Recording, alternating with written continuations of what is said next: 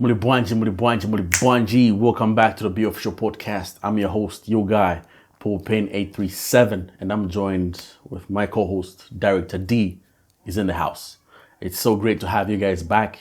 We had such a great episode last week, and the feedback we received was overwhelming. You guys could relate, and you pointed out very good, pointers. And you had like really dope, things that could help other people who are in toxic relationships. So we are back with the uncut conversations, and today's topic is the continuation of last week's episode and the harsh truth on why people tend to be in toxic relationships. So without further ado, let's roll into the intro.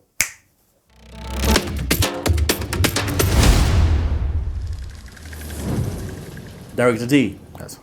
how does society's perception of victims of abuse affect their ability to live and seek support? I feel society has a vital role to play in the way we perceive these kind of things, which are critical in our society today. One of the major ones being abuse. I think the first thing I would say would be the blame and shame. Blame and shame kind of means that us as a society perceiving the abusers as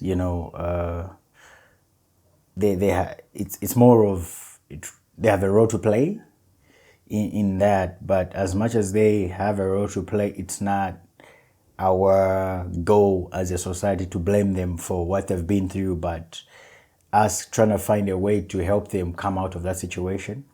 So many other times, the way we perceive them as a blame and shame kind of tends them to become and feel more of it's their fault that they jumped into that situation. It not being true. So as a society, the way we relate or see them in that situation has a lot to play. So we can't blame or shame them or make them feel a certain way, because once we blame them, now the ones that have gone through the abuse feel the shame to not even come out. So as a society, we don't need to play the blame and shame game, so that we help them come out and make them not feel a certain type of way. The other one I would say would be culture and religious. Culture and religion also have a role to play, and in some of our cultures, I think what you experience is how we've tend to downplay some of these atrocities, whereby because of the abuser being, let's say, a family relative, we've tend to downplay these situations, like it being a private matter, where the abuser, because the person, let's say, for example, the person that abused you is let's say a parent or a relative.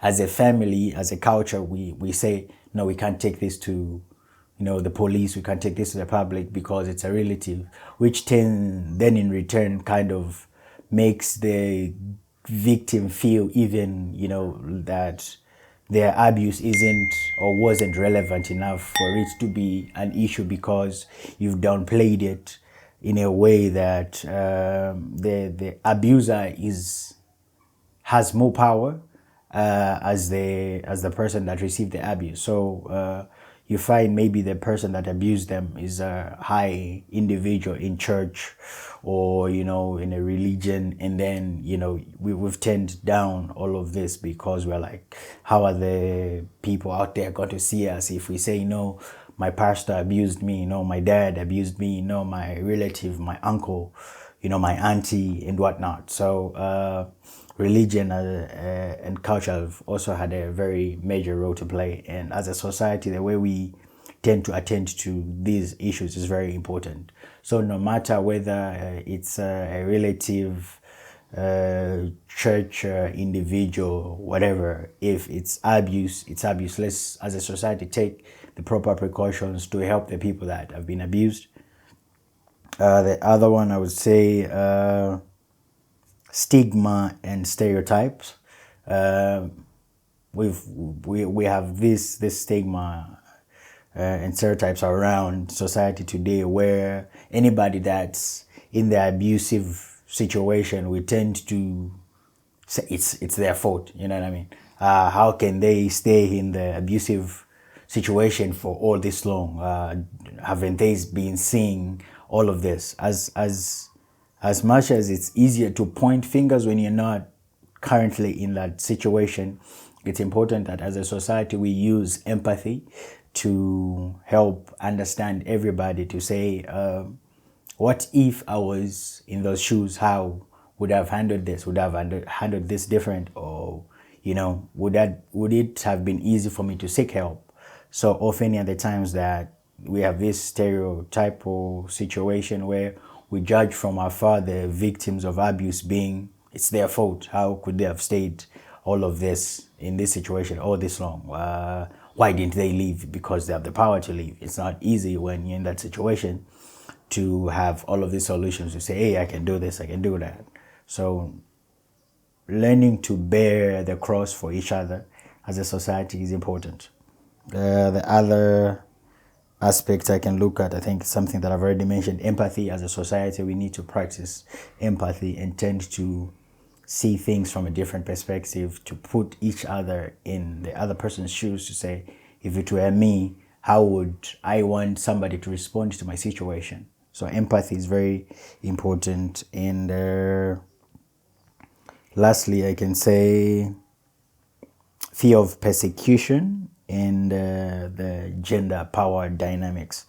I think fear of persecution stems from what I mentioned, being culture, where, let's say, the abuser is a parent, a breadwinner, or is a authority figure in the church, where we are fearful of the persecution that's going to come out when we ridicule the problem, of which it's the abuser, them being in a high authority, how that's going to pan out. And gender power dynamics. I think as much as the society today has set up all of these, organizations, rules for, abusers and whatnot, all of this, I think it's still, if you ask me individually, I would say it's still a one-sided play at the moment, because mostly when we speak of, let's say, for example, GBV, gender-based violence, it's mostly looked at a critical point when it's the woman being abused, rather than when men are being abused. When men are being abused, it's more sorely looked at as, he's weak and whatnot. But when women are being abused, that's when it's kind of taken serious. But then I feel like in today's society, we need to also uphold the same standard to say abuse is abuse. Be it a man being abused or be it a woman being abused, abuse is abuse. So a man being abused by a woman and it being looked at as weak, I don't feel we are holding up the same value standards. So stemming down from abuse being abuse equal, that's something that we should also look at. So I think I would just line up these few pointers that I've laid out. Yeah. Mr. Paul Payne, 837. Yes, sir. Are there cultural or societal factors that contribute to the prevalence of staying in toxic relationships? That's a good question. I think I'll have a few pointers, and I'll start with normalization and expectations, of which there are like two parts I'm going to tackle that in. So there's the cultural perspective, right, where individuals have, so like, let's say in the cultural perspective, we find, let's say for instance, is the gender roles, right? People are taught that the man has to be submissive. The woman has to be submissive, and the man has to be dominant, right? So in a situation where you are facing toxic vibrations with your partner, it's so hard to leave because your culture says you need to be submissive to your husband regardless. You know, you need to be submissive to your partner regardless. You know, it doesn't matter whatever that they do, you need to be submissive to them.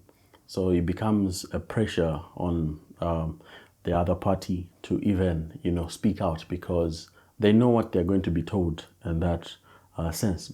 Like, you know for a fact that they already told you, you know, that's how marriage is. That's how things go down here, you know.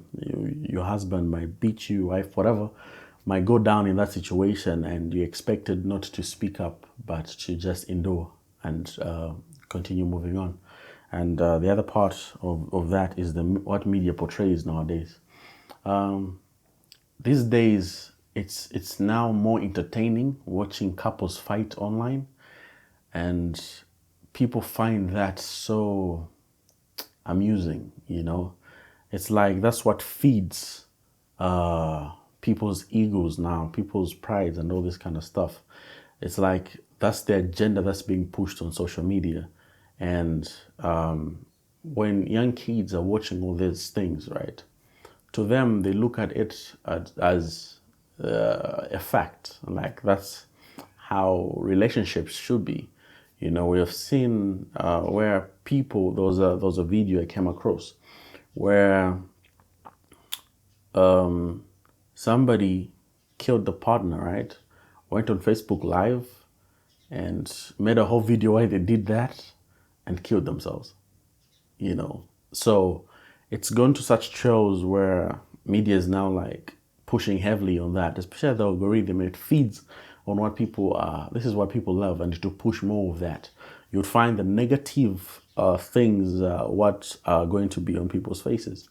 So the normalization and expectations of things have become so unrealistic on people, and people find it more comfortable now just being in that space because that's what they saw on social media. That's what they saw being portrayed in these movies, these agendas that the world is trying to push, you know, and shove down our generation's throats, you know. So it causes unrealistic expectations, and hence people will just stay in toxic relationships. The other part is family background and upbringing. If your childhood experienced you seeing domestic violence, and where either of the parties was talking down on the other partner, and where love was not shown, you know, you're prone to also be in that lane, you know, because these are things that you grew up on, you know. Remember, those are your roots. So everything is just like in your face. So when you grow up, you have the task of unlearning everything that you saw whilst growing up. You know, the toxicity, the fighting, you know, the calling each other bad names, you know, and the showing of hate instead of love. All these things, those are things now that when you grow up, you're forced to start unlearning, you know, of which, just like Director D said, therapy comes in, you know, because it's a very, very important factor in the equation of you jumping on a journey to just like, you know, leave out things that your childhood was exposed to.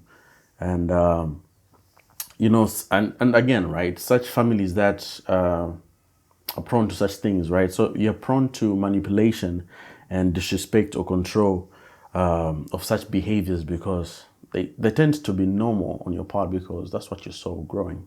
And the other part is societal pressure and stigma. Just like you mentioned, you know, the pressure of society and people around you making you feel like if you leave that relationship, right, bruh, they'll be on you, you know, and everybody will call you names, and instead of understanding where you are from, they would rather point and slam you to the door, and you know, be in a place where you're constantly being judged for making the right decision and choosing you over the toxicity, because you never wanted that to destroy you or be in a place where you're unhappy for the rest of your life. And the other part is religious and spiritual beliefs. This has also kind of played a role where divorce and separation is kind of something that you can't go to, right? Like, let's say if you're a Christian and you're in a place where your husband, your wife, whoever is toxic in that space, right? People in that space will tell you it's okay. That's how marriage is. The ups and downs and all these things. So meaning you need to endure, you need to, just keep the faith, keep fighting on. I mean, by the end of the day, this is things that are eating you up. These are things that are, it's destroying you as an individual, despite, divorce in the Bible being something that is not promoted, right? But in a scenario where your life is at stake, I mean, you gotta bounce, you gotta find your way out, because it's unhealthy. God doesn't love unhealthy. God is healthy, God wants you to prosper in a relationship. God wants to see you fly in a relationship. God wants you to exceed and do amazing things in a relationship, That's why the union is very important, because these are things that once you people come together, you tend to do a lot of things together, and you excel. But in a place where you're divided, the devil is in, so run for your life. The last part is just how the fear of disrupting family harmony or community ties can lead individuals to stay even at their own expense, because I don't want to leave that place because my family or my family united me with this person, right? So yeah, there are cultures where they find somebody for you, and like it was just meant to be from the get-go. Like they already organized everything for you. There was a movie I was watching, and I think there's between the Arabs, the Muslims, I think it's like that, So there's a movie I was watching, a series that Director D recommended, should be The Lioness, where one of the girls was getting married, and she never wanted to, because the guy was abusive, he was toxic like that, he was like he had it's his way or not, and constantly when the friend asks why you can't leave, it's like, you can't, it's an abomination, like you're dead one way or another, like you can't disrespect your family, you have to do it. So this is now a place now where individualism is kind of shattered. Like you can't be your individual self and choose what you want. Everything's chosen for you. So yeah. Director D. Yes. What resources or support systems are available for individuals who want to leave an abusive relationship but feel trapped? There are a number of resources available today to individuals that are trying to leave or escape that kind of situation they're in, but admitting that it's not easy to leave that situation. But that's why today there are a number of organizations that have set in play to help individuals in that kind of space, and the government on its own has also set up a number of various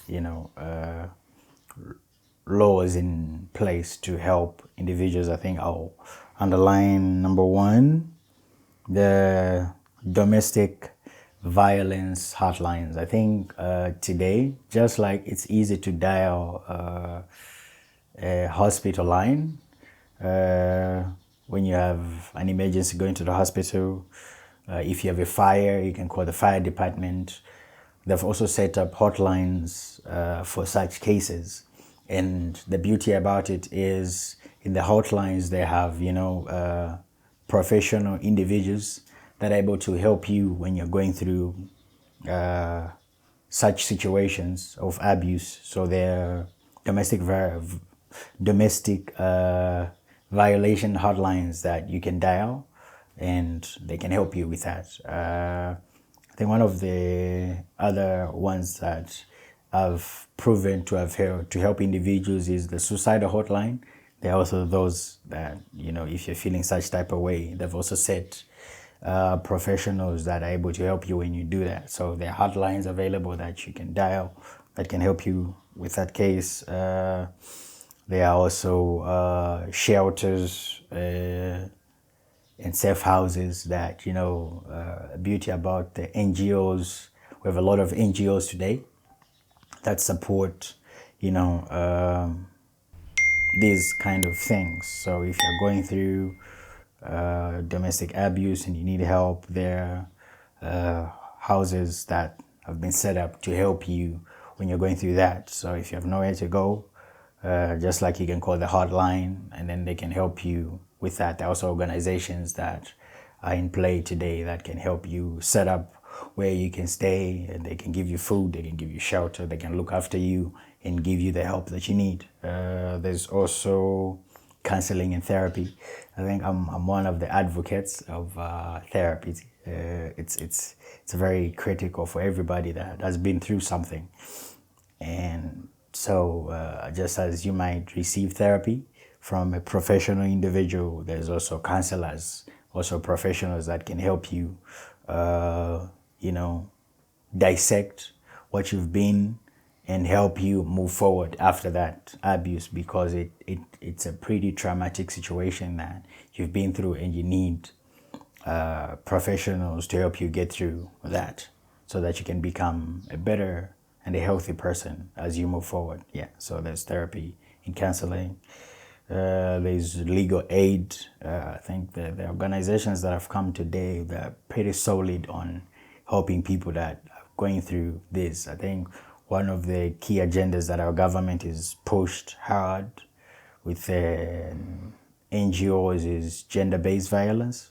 And teenage early pregnancies, they've looked deep into all of this, and they're really doing a good job. I can give them credit for that, because they've set up and they're pretty serious about helping women in today's society become better women, empowering them with all of these resources, and they're doing great about that. But also, let's look at the men as well, because it's not easy for a man to come out and speak about how they're feeling. I think lastly, I'll talk about community resources and safety planning. As much as it might be easy by word of mouth to say you want to come out of an abusive situation, it's not easy. That's why you need to find a community that can help you plan your exit and how you're gonna, leave that abusive situation, because many of the times it's not easy. So you need your community to help you exit that kind of place, because the community will help you with the resources and help you plan out how you can leave such an abusive situation without there being, abuse or violence or whatnot, but exit your situation peacefully. So all of these things that I've mentioned are there strategically to help you exit the abusive situation that might have been in. So if we can, as a society, look at these things better and structure them even way better to help the abused people, which we even better as we move forward as a country. Mr. 827. Yes, sir. How can friends and family members best support someone who is in a toxic relationship and encourage them to seek help? That's a good one. That is a very good one, because I feel nowadays it's hard to express yourself because you might find yourself on social media trending. So you have to be first, listen non-judgmentally, allow them to express themselves without feeling criticized. Have a listening ear. Don't just hear, Listen very attentively, because people nowadays are born to just, I feel like, just be in a place where they just seek for other solutions rather than come to you, because they know once they come to you, you will just be merciless, and they'll know that instead of coming from that place feeling a little bit of a relief, it's like an added burden on top, So listen non-judgmentally and make sure you're paying close attention to everything that they're saying. You might not have the solution, but just be there, listen to them, and pay very much attention, The other thing is educate them about toxic behaviors. Help them recognize signs of toxicity and share information about emotional manipulation, control, and disrespect. Help them navigate through those waters. Have them in a corner where they feel the sense of belonging and comfort, because they know they have somebody who's there for them, like genuinely, not just for the sake of being there, but you're genuinely there for an individual who's facing such things. And the other part is offer emotional support. Remind them that they deserve respect, love, and safety. Validate their feelings and emotions. Let them know they're not alone, because it's really lonely out there in that space, in that environment. Like, it's really lonely. The other part is that help them explore options, provide information about resources, hotlines. This is stuff that Dr. D mentions. All those kind of stuff, make them explore all those options. Like, let them seek like advice from people who have been trained in such professional sectors. Let them be in a place where at least you are able to give them direction, and so that's helpful. And avoid ultimatums or judgment. While you want them to leave, avoid issuing ultimatums. Toxic relationships can be complex sometimes. There can be a lot involved in there, So it's not just like, leave now, and the person just leaves now. Like, be in a place where you are not judging or providing just like instant ultimatums. Focus on their well-being rather than imposing your own solutions, So their well-being matters a lot. That's why I said in the first place, be a listener.